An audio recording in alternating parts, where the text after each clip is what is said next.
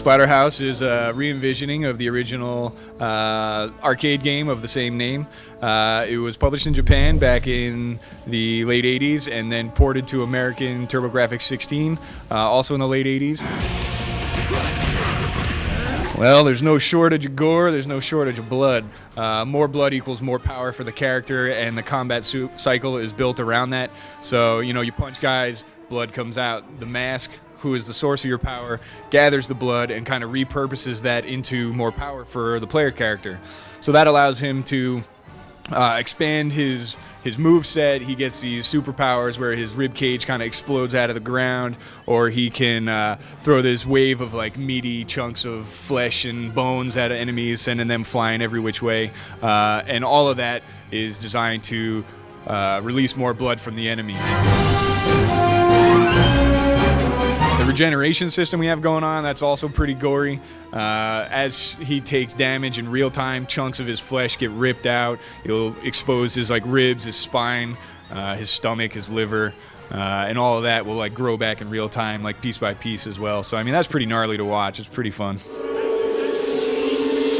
Rick is a big beefy dude, you know, so the monsters that we created for him, you know, have to be formidable. They're basically monsters and demons from this other dimension. Dr. West, who's the nemesis of the game, has this unholy pact with these creatures from the abyss, and they're spilling into our world.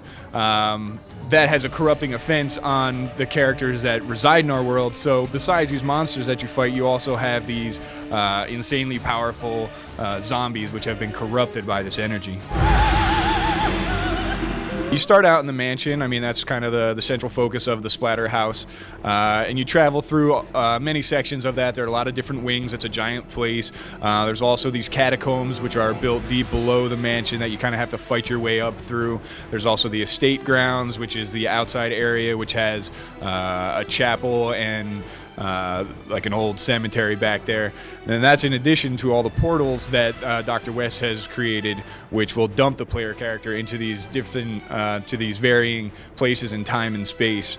So you get to travel outside of the mansion and the manor grounds to, for instance, this demented carnival where you fight a bunch of zombie clowns. Then there's another post-apocalyptic kind of version of the Earth, which is an indication to the player of what would happen if the demons took over. His fists are his main weapon, right? So you can expand and make your combos more powerful as you collect more blood, and the mask, you know, feeds it back into you. There's also the splatter kill system, which is, you know, the best way to spill the most amount of blood.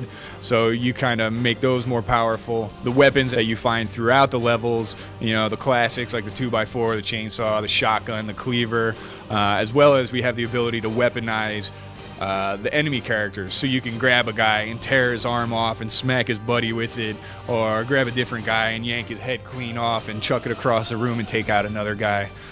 So, you know, we try to expand on the classic weapon set in addition to, you know, the stuff that I think all the fans are really expecting. There will be downloadable content available when the game ships, as well as post-launch. Splatterhouse will be released in the fall 2010 on the Xbox 360 and the PS3.